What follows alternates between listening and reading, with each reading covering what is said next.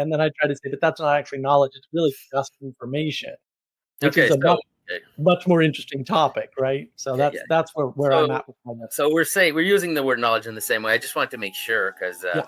you Oh, know, good. not many people use the word knowledge in that way actually. So I wasn't sure. I just wanted to make sure because yeah, to me, knowledge is the what you call participatory. Yeah, that is what it is to me. Real knowledge is participatory, and it's when you have embodied experiences of patterns. That's knowledge. So either you're in contact with them or they're in you, or it's even better when they're in you. Obviously it's even closer, stronger knowledge, but even just being part of something that is an expression of a pattern because you're in it, you know. To me, that is, like you said, that is the only real knowledge. Is that everything else is, I mean, you use the perfect words here, information, propositions is a good way to say it too.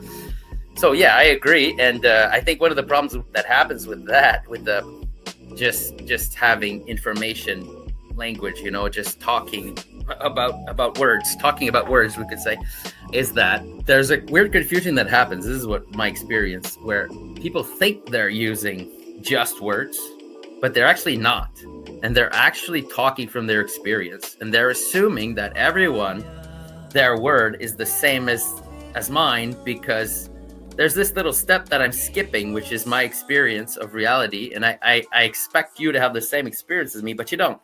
So it's like I'm using words, assuming that you have my same shared experience. And this is a big problem that I see.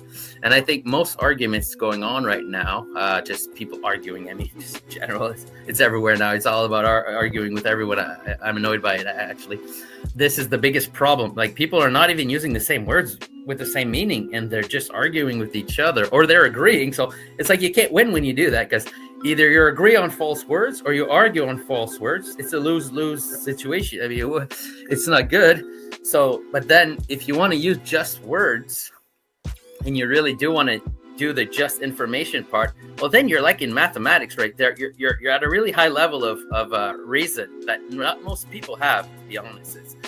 It takes a training to do that, to actually have words and then derive things from it, and like in logical way, not just an intuitive, vague way.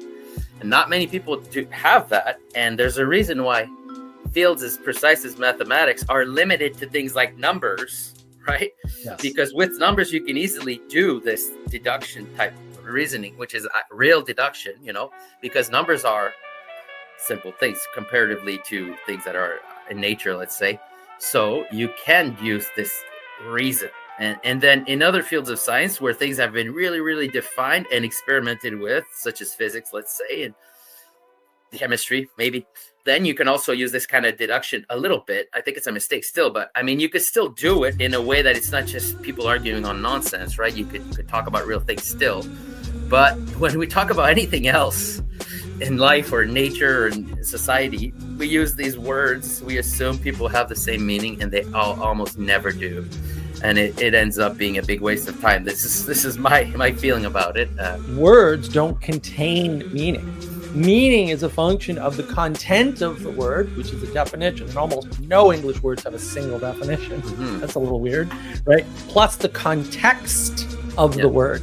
And that context isn't merely other words or other words and positions in paragraphs or other sentences or paragraphs or titles of books, right? It's also experiential.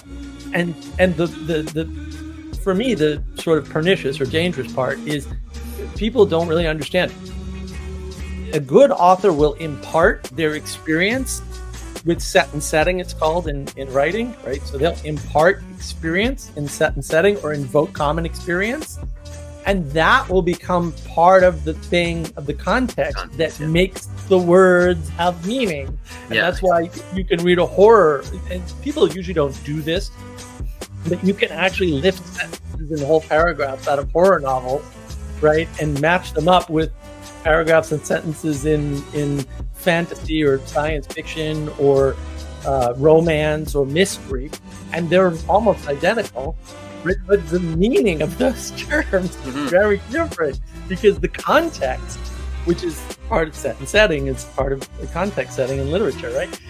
The context is completely different, and so the actual words end up having a totally different impact on you, and allowing you to make different connections in the world. Oh, it's all I see is that. All I see is words being used in a certain way, and then after that, we kind of change the context. This is what I mean by a shell game. We change the context now, and then until people forget the importance of it, and then now there's UFOs, and now there's something else. There's always something going on, which most of the time is nothing. Actually, there's a lot of the stuff going on is nothing. Right. And I stop paying attention to even that because I see it's a waste of time, really. So it's not easy. We have this flood of people telling you things. They're propositions. They're not participations in that way, or to the extent that they are. They're online participations. They're very, very flat.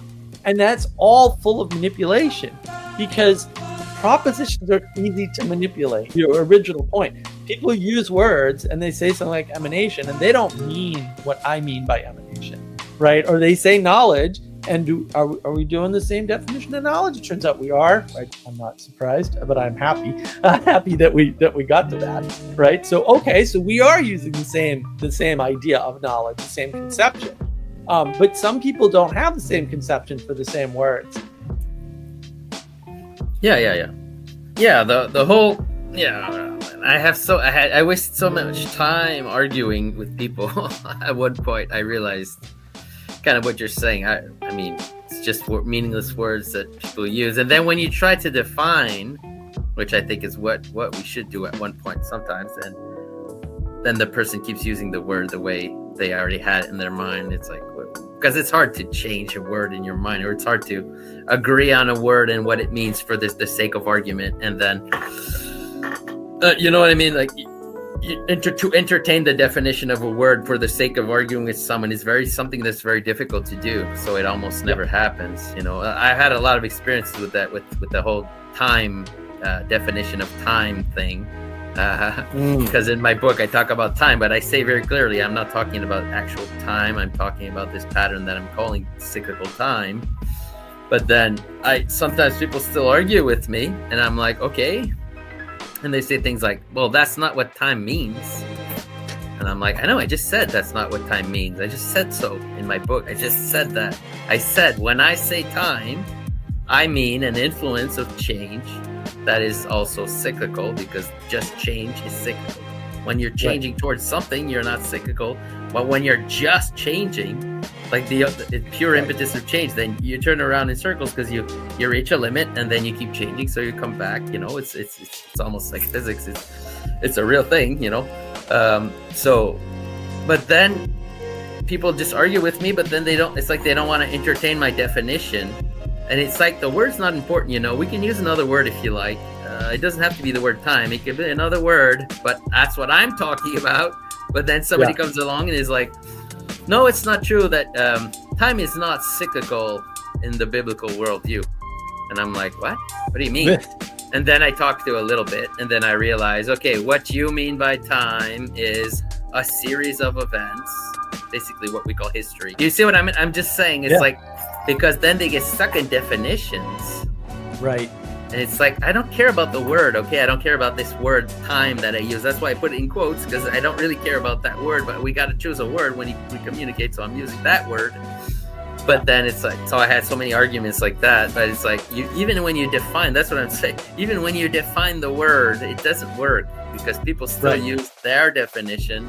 So for this person, time meant history, what I would call history. Linear history. Yeah, and just the idea of a sequence of events. That's not what I call time. It's like I say in my book, it's not what I'm talking about. I'm talking about an influence.